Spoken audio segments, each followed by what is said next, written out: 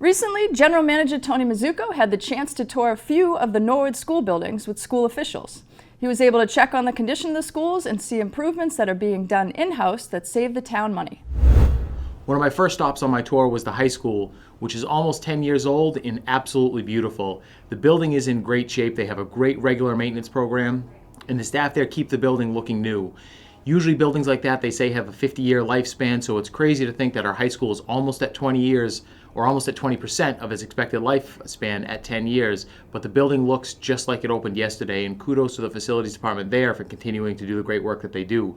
They're putting up some new monitors in the cafeteria. They've done a lot of the floors and a lot of the other work while schools have been out. Putting this time to use while students are unfortunately at home due to the COVID-19 crisis, they're putting that time, the school facilities group is putting that time to work in the buildings, making repairs and enhancements and making sure that the buildings are clean and in great shape for when students return, and showing some of the possibilities we have once the town has a shared facilities department this coming summer.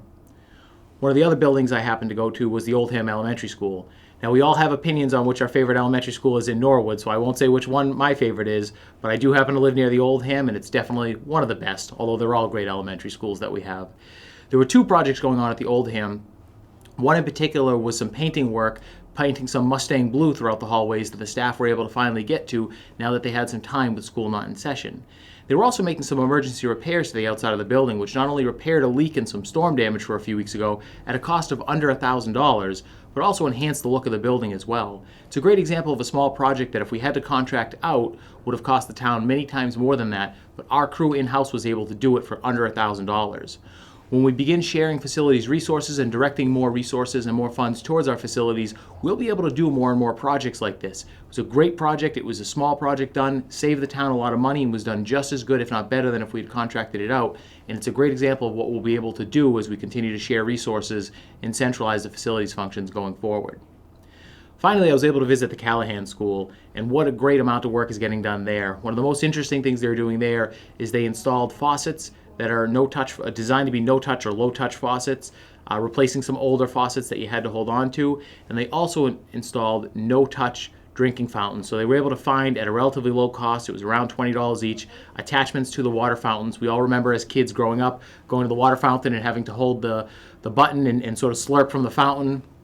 Well, to practice good hygiene, we're moving away from that. They now have all been adapted to be bottle fountain-style water fountains.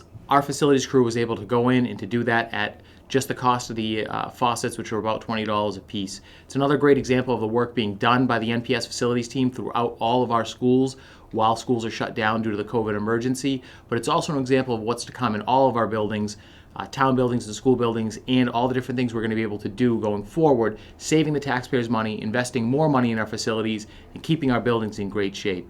So kudos to Paul Riccardi and Chris Folan, the head of the facilities department. We're looking forward to a new department starting in July after town meeting approves this year's coming budget, which will provide for more trade skills and more resources to make sure that we can do even better than we're doing for all the users of our buildings and all the students in the school district. So we're looking forward to it, and kudos to the great work being done by the facilities department.